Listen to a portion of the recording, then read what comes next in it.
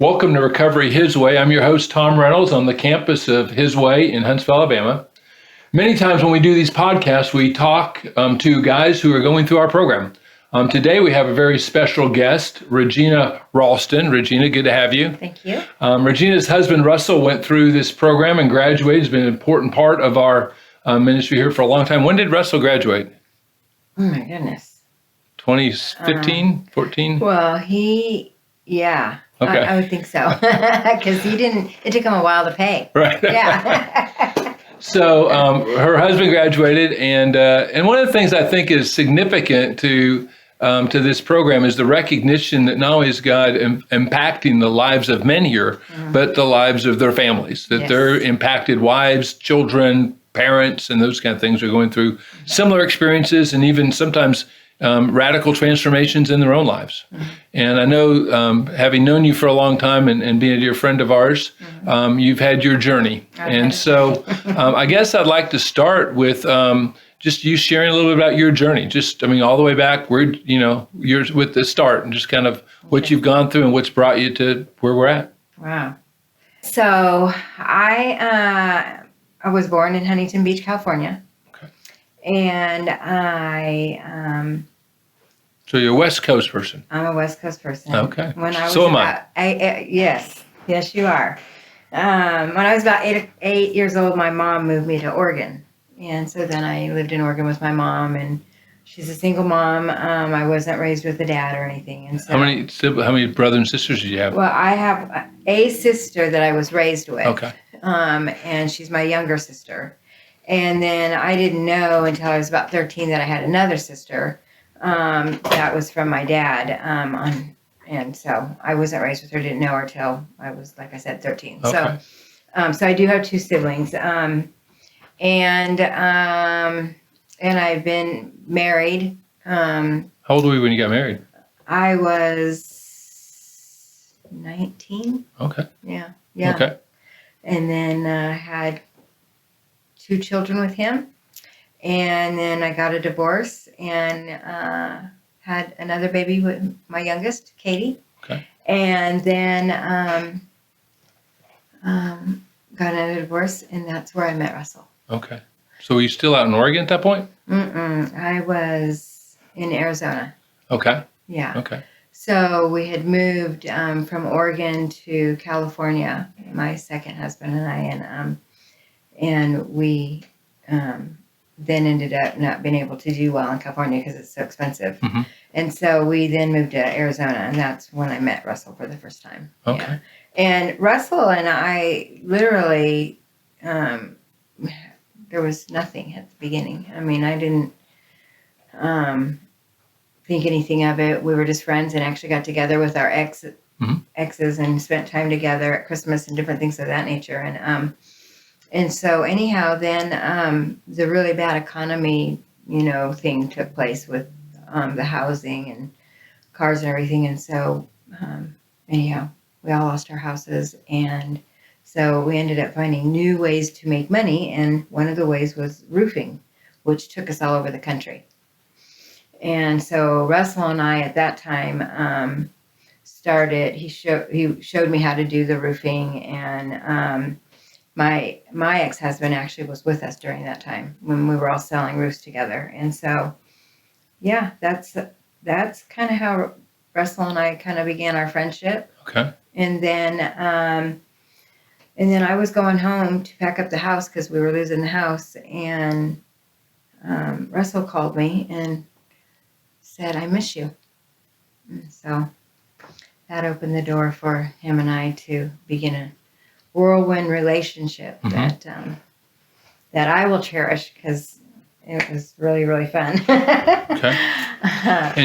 And so were you still married to your spouses? We So were. then you divorced, and you and divorced. Russell got together. Yes. Okay. Yep. Got divorces and so then Russell and I actually worked in Oklahoma and Arizona, and then a storm hit here in I'm in Alabama right now, but hit in Tennessee. Okay. And that's when Scott said, "Hey, will you guys go check the storm out?" Okay. Scott was the guy you worked for? Mhm. Okay. And so then we went to Tennessee and we fell in love with Tennessee the Okay. minute we came. I mean, started rolling hills, driving through the country, and I mean, we just were in love. And so, This is in East Tennessee? mhm, Okay. yeah. And then we ended up getting a little apartment, working the storm, and we had a lot of money because the storm damages, you make pretty good money. hmm And so we had a lot of money, and Russell actually had, I think 10 years sober. Okay. And I hadn't ever really had any issues Mhm. with, Substance abuse? yeah. Mhm. And maybe as a young girl in high school and a young adult, dabbled at a party here and there, but nothing that I ever was, drug into. Mhm. And so we ended up, we started smoking pot, Mhm. Russell and I, Mhm. and having fun and going out. And, the fun comes with all that, Right, right. Always starts that way. Yeah. And so then Russell and I planned a trip to Hawaii. Okay. And that was like the best vacation my whole life. Mhm. Literally, I have never hitchhiked in my whole life. We hitchhiked. Mhm. We Once you got in Hawaii, not to Hawaii. Yeah, no. But, okay. No. No, once we got to Hawaii. Yes, yes. No, we actually, we grabbed a plane. Yeah, took the plane. Very good choice. So, yeah, got there on the plane and hitchhiked. We walked a little ways, hitchhiked, and the guy took us all the way into where we were going to stay at a hostel. I never stayed at a hostel before. So we were going to stay at a hostel, and it was lightly raining. And when we got there, the hostel that Russell had stayed at when he was younger was just a mess. Cockroaches this big running around. Right. I was like, oh gosh, no, I can't do it. And so yeah, we ended up walking up to the trailhead, and we looked at each other and said, "Do you want to just go?" And it's an 11-mile hike into a private little beach area. Mhm. And so we did. We took our walking sticks and 2:00 in the afternoon started a hike that you shouldn't be starting at 2 in the afternoon. And we hiked, and it was pouring rain. And I'll never forget, there was this big overhanging rock hanging over the area that we were walking. And we decided to stop and get some shelter from the rain. And we pulled out our little jet boil thing and our little coffee pot and our hot chocolate, and we changed clothes right there and had some hot chocolate, and then got dry clothes on and went about our hike and getting to our private island. And best trip ever in my whole life. Got to the island. I've never been able to run around nude anywhere. It was totally, you could be nude or whatever you want. And that was just really, was fun. Yeah, just a different kind of vacation. So best one ever. Mm-hmm. So yeah, so that is the beginning of our renegades, how they all started. Mm-hmm. And So what, I mean, obviously those came to an end at some point. What brought them to an end? So when you're in that world, you get caught up in that world. And once you start, buying pot, and then once you start buying a little bit of Coke or Molly or whatever it is that you begin with, it all just kind of lays out there for you and starts. And so you're in the world with the people that are doing it, so your company isn't good. And so all of it just looks enticing and fun, and all night parties and meeting lots of people. And so what happened was we decided to quit doing the roofing and we decided to start trying to make money other ways, which led to selling drugs. Mm-hmm. And so I was actually, my personal story of it all was that I was bringing meth home to sell. Mm-hmm. And I got pulled over and arrested. You were bringing it from where? I actually was bringing it from Oregon. Okay. To? Is that right? Arizona, sorry. Arizona to Tennessee? Mm-hmm. Okay. Arizona, Tennessee. And You were pulled over where? in Texas. Okay. And my daughter actually was with me. And so we both got the same charge. We both got, shockingly, they could have charged us with so much more. And so here's where my journey begins with God. Mm-hmm. Now, I didn't see him in that moment, but I can look back now and say, I know God was with me. Because I had everything in my car to not only get, that I'm going to sell it, and I've gone over state lines, and I had glass pipes and bag. I had everything, scales, everything. And they gave me in her drug possession. That's it. Mm-hmm. One charge. And so that was an abrupt stop. And Were you arrested there in Texas? yep.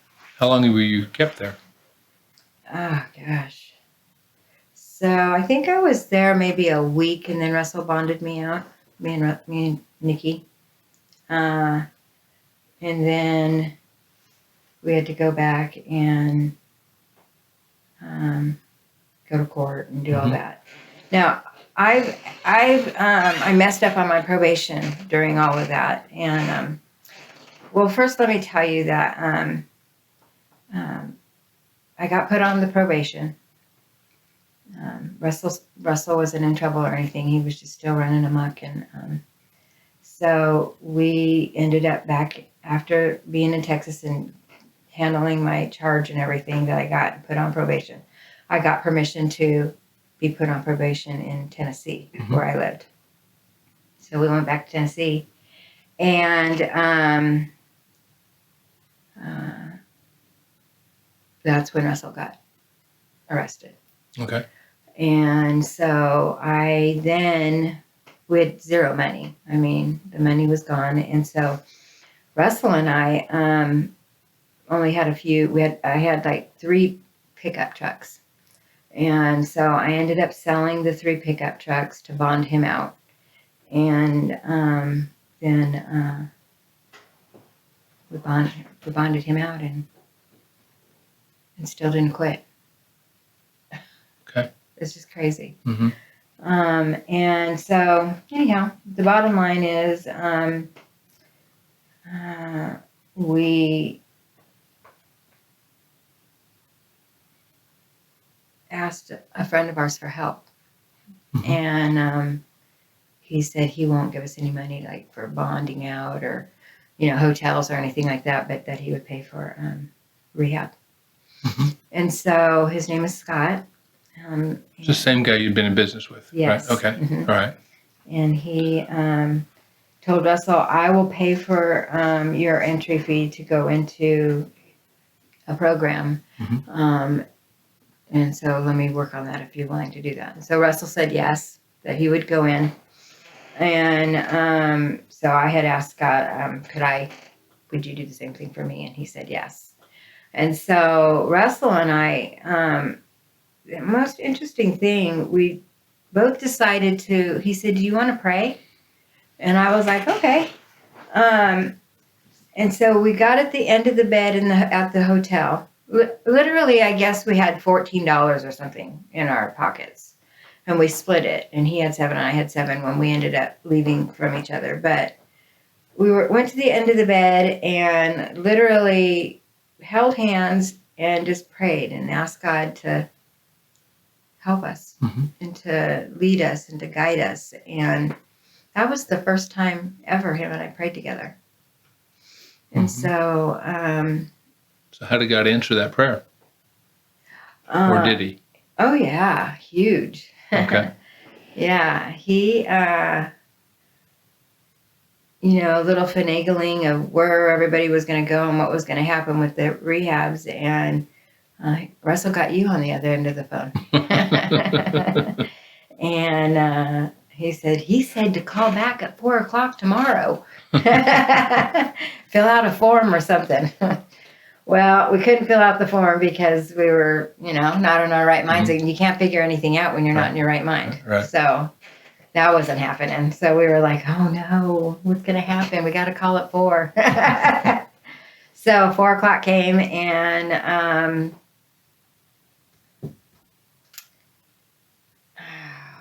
Goad, Allison Goad. Allison Goad worked here, and I guess she's the one. Her and somebody else bought the plane or the bus ticket for Russell. Mm-hmm. And so he called, and she said, yeah, we got the ticket for the bus, and so you need to be on it. So that's the first time we knew he was going to be coming here, right, and meeting everybody here. And so, I ended up being, I went to Atlanta, okay, to another program there. How did the fact, obviously you guys have been so tightly together, all of a sudden this recovery thing was taking you apart. Russell's coming here to Huntsville, you're going to Atlanta. How did you handle that? That was devastating for me. I have never in my life been on my own. I never ever I've always been married or at my mom's house first. So I went from mom and got married and always had a partner. And so all of a sudden I didn't, and it was scary. I was like, this is a trip. I am trying to make ends meet here myself and put roofing over my head. And yeah, it was a trip. And so I was at this program, and, in my sick mind, I was, I thought everything was great. I thought I was doing everything fine and all was great. And, anyhow, I wasn't, I guess, and I got kicked out of that program. Why did you get kicked out? I don't really know. Yeah. I guess my only answer is they said I didn't get the job at the time, by the time that I was supposed to have a job. Mm-hmm. Okay. So how long were you in the program there? Were you there 30 days, 60 days, a week? Do you remember? I might have been there maybe 30 days. Okay. Maybe. And you didn't have a job, so they said you can't stay here anymore. And so you found yourself out on the streets. What do you do? Well, another blessing from God. I had met this girl named Becky while I was there.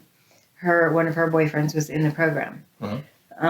And so I met her at church or somewhere like that. And so anyhow, she let me move in her house with her. And man, what a wonderful woman. Literally gave me a car to drive, let me stay at her house, and just became a really good friend. She's my friend today. We still are in touch. Right. And she's just a neat person. So yeah, I got blessed. God put her in my life, and her and I both have always said that was a really big blessing, and a gift from God. So Russell's still here in Huntsville at that point. Mm-hmm. You're kind of have been dismissed, and you're kind of scrambling, and you're finding this friend Becky to stay with. Mm-hmm. So what's happening between the two of you? And what happens in the spiritual journey? I know, you guys ultimately make this spiritual commitment together. Kind of how did that transpire? So Russell and I both wanted to get baptized, and we wanted to get baptized together. We do everything together, so that was just something we would definitely wanted to do together. And so Russell worked on talking with you guys and asking if someone could take him to Atlanta. What's it called? Church of Christ, Atlanta? North Atlanta. North Atlanta, that's it. And so, yeah, so he asked, and then I guess it got okayed, and Jeremy brought Russell to North Atlanta, and we got to get baptized together. And so that was we had God, obviously, I could look back and see he was knocking on our door, and he was like, I'm right here, and kind of guiding us along. It's kind of neat to look back and see that. Mhm. And then we got to make our commitment together, and just a really, really neat moment for us. Mhm. Yeah, coming off of such horrific, you know, terrible journey with drugs, to the light was beginning to shine again. And so I really, man, I was just like, this is amazing. Right. It was really amazing. So, I mean, but still, Russell's in a program in Huntsville, Mhm. and you're with Mhm. a friend in Atlanta. Yes. So, So, of course, the addicted Gina to Russell was like scrambling to do anything she could to get closer to him. And so and part of that is because I've never had to be on my own. So that was my partner, right. and so I literally, you think you need them. And I do, we do. I'm a partner person. Right. But, so I made this plan that I'm going to go to Huntsville and get in a program here. Mhm. And I had just enough money for the entry fee to get in, and I had a car, so I was all ready. I'm going to be in Huntsville by Russell. I was going to go to this program. The lady I talked to knew me. I'd been talking to her, and we were she's like, I don't have a bed. And I thought, wow. Somebody told me that if you're desperate enough, you'll go there and knock on the door, because how many people are there knocking on the door? So I went and knocked on the door, and she still turned me down. I ended up sleeping in my car that night. And a few more nights after that. So I became homeless in the car. So I still wasn't making good choices. Mm-hmm. And sleeping in the car, in the Saving Way parking lots. Okay. Or wherever I could find that I thought would be okay, because you can't be in the same place every night. Right. So, right. yeah, these things that you learn. Okay. Right. So going through that, I mean, where'd you move to next? I mean, how did you get established and start moving in a positive direction? We were still making some bad decisions here. Yeah. How do we start making good ones? Over time, your mindset starts to get clearer. So that helps. The time definitely makes way for a clear mind to think straight. Right. But I got really another blessing. I ended up making a phone call. I actually had a job in Decatur. Because you're new in town, you kind of don't know the lay of the land. And so I had no clue how far anything was. And so I got this job in Decatur, and called Russell. I was like, there's a campground right by it. There's a campground. Just we'll get a couple pots and pans, and there's showers, and we'll just go there, and you can get a job and get out of that place, and we'll just get on with our lives. And he's telling me, okay, that's fine. Why don't you call some thrift stores, see if you can find a tent? So I ended up calling a thrift store. I called 2 or 3 of them, and no one had a tent. And then I called Asbury thrift store. Mm-hmm. And I get a lady on the phone, and I tell her kind of what's going on in my situation, that I was homeless in a car, and, I have a job, but I need to have a place to sleep. And so she gets off the phone, puts me on hold, and says, let me go look for a tent. And so she goes, and a few minutes later, she comes back, and she says, yep, we have a lady here that has a tent at her home. She's going to let you borrow it. I was like, oh my gosh, who does that? And so that brought Stephanie into my life. And Stephanie actually had, I don't remember how many years sober, but she was sober. She had went through I think the Salvation Army program. Okay. And so she actually was meeting me, and they decided to get me a hotel for a week. Mm-hmm. And she was meeting me to, did I have some money to help pay for that? They wanted to know I was meeting them. And so I said that I do have money. It is my entry fee into the program, whatever program I can get in, but I'll use it for whatever. And so she said, okay. And so bought me the hotel. And for me to pay them back, I decided to go down there and volunteer. And so I went down there and literally met some of the best people in my life. I mean, I just can't even believe how nice. And so they showed me that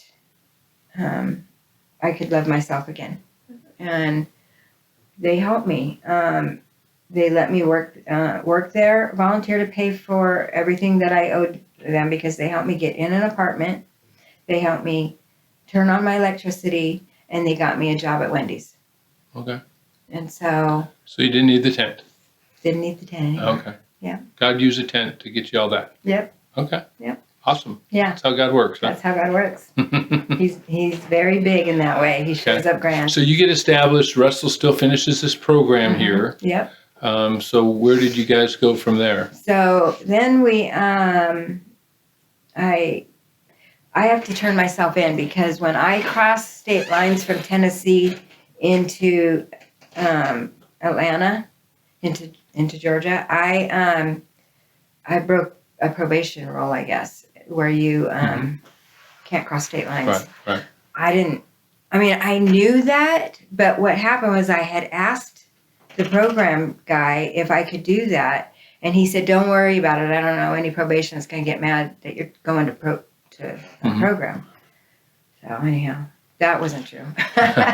So you violated. I got in trouble. So yeah. Okay. So you turned yourself in. I had to turn myself in. It was about. And you went back to Texas. Is that right? Yep. Okay. Yeah.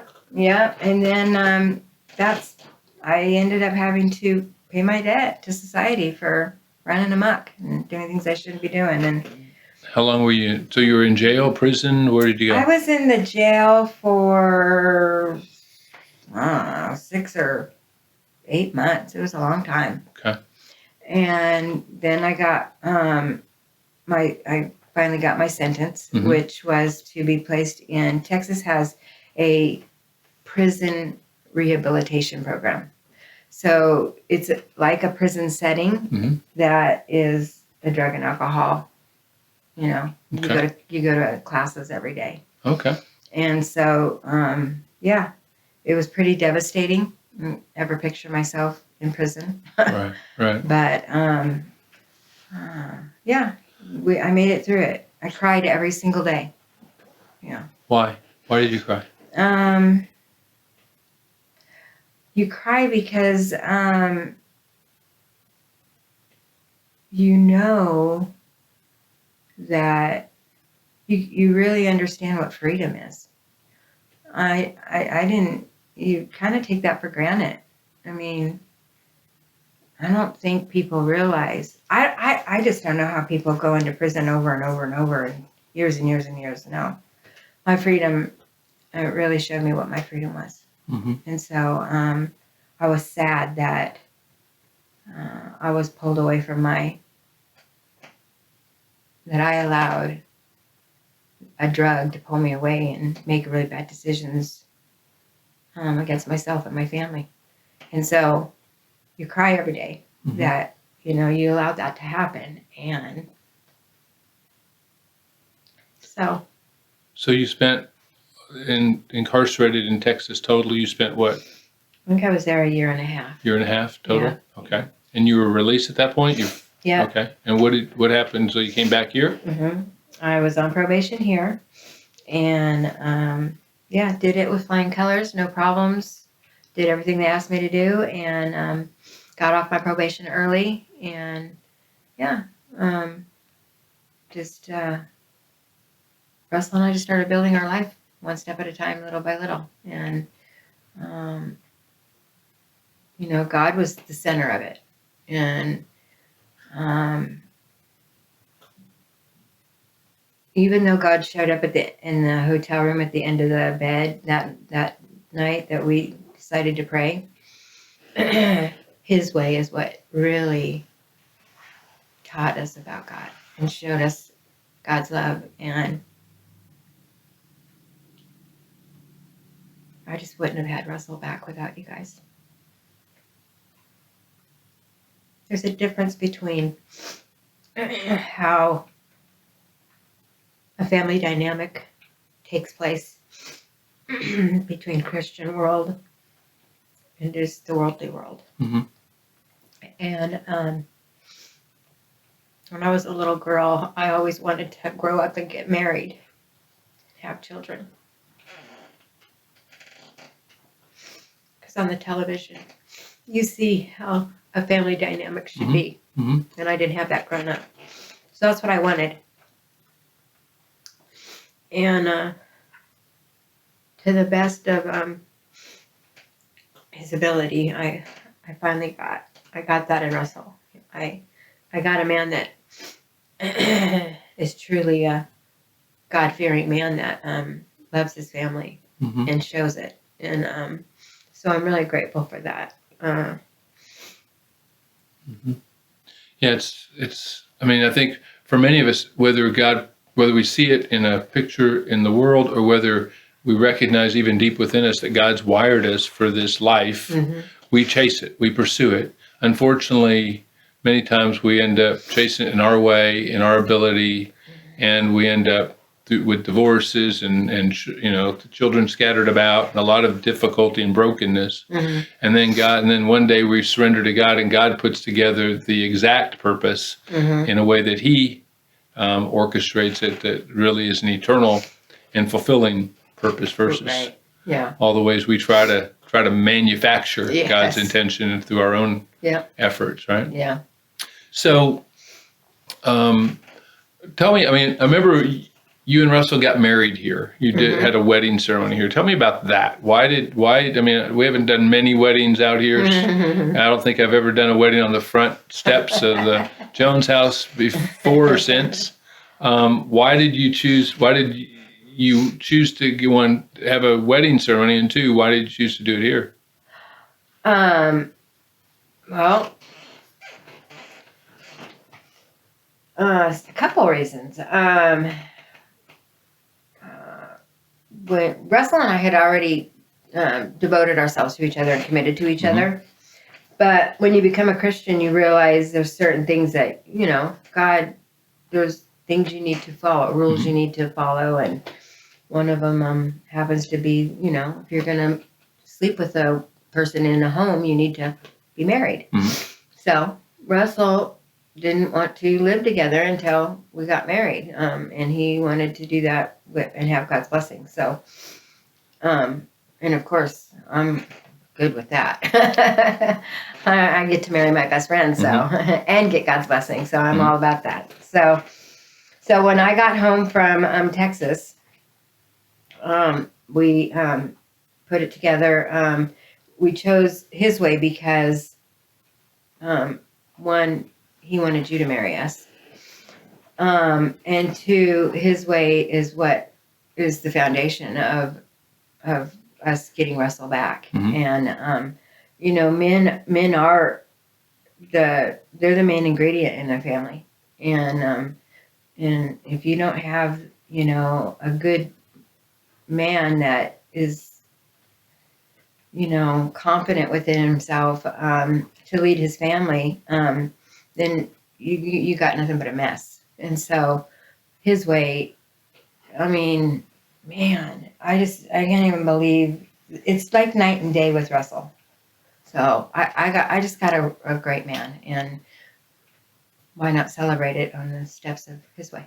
I know I was talking to somebody the other day, and they were talking about they were a resident during that time, and of course all the residents came to the wedding. They were part of the invitees, right? And so he remembered that vividly, and how dear you and Russell are to him, just because he got to be at that wedding and got to see that and got to capture a vision for what God could do in his life. And it's been an inspiration to him as well. So I know you've inspired many through your example and the choices that you made. Yeah, that's great. Good. Yeah. So as you look to the future, I guess the last question I just wanted to ask is, as you look to your future and where you're headed, kind of things that God's bringing in your life, what's your hope? What's your dream? What's your vision? Well, that's a hard question right now because um, I'm diagnosed with cancer, and the doctors are only giving me 6 months to live. Right.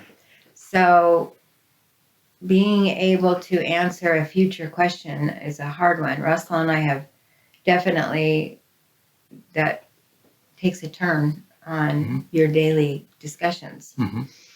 And so future-wise, my futures are kind of close in days. And so, just spending as much time with my children, my grandchildren, and my husband, and my friends.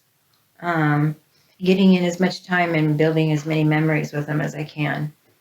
Being able to photograph the moments so that people have those moments. And just do as much as I can. I mean, I'm a little bit limited on because it's my foot and I can't move around well. But we're gonna plan some trips, and we're gonna go to Panama Beach in March, and I don't know how that's gonna work. I'm gonna get sand all in my foot. Right. But I'm gonna do it. But the important thing, so your dream for your future is to spend your remaining days, however many those are, with the people that you love, doing the things that are meaningful, not wasting the moments, but capturing the moments in every way you possibly can. That's right. Which I think is a beautiful, for any one of us, none of us know when our last day is, right? No. And so even if you have a doctor tell you, and they don't really know. That's right. All of us, it's a great vision to have, to recognize that we don't know our days. Our days are numbered, Scripture says. Right. And so why not live them with that same perspective, that our future may be more immediate than we would like to admit it is. So why don't we deal with the immediate, deal with those things, and build a future? And if it's if it's 6 months, and I put a bunch of 6 months together that are meaningful, however many that would be, that's right. That brings purpose and meaning to the life that God's given us. That's right. Yep. So. I agree with that 100%. Yeah. Regina, I appreciate you coming and sharing your story with us today. It's great. We love you. Thanks for having me. We want the best for you. Thank you. I'm glad that you and Russell are dear friends of my wife's and mine. Yep, me too. And we look forward to whatever days we have left, making them the best. That's right. Amen. All right. Thank you. Thank you. And thanks for joining us today at Recovery His Way. If you'd like to learn more about His Way, you can check out our website at hiswayinc.org.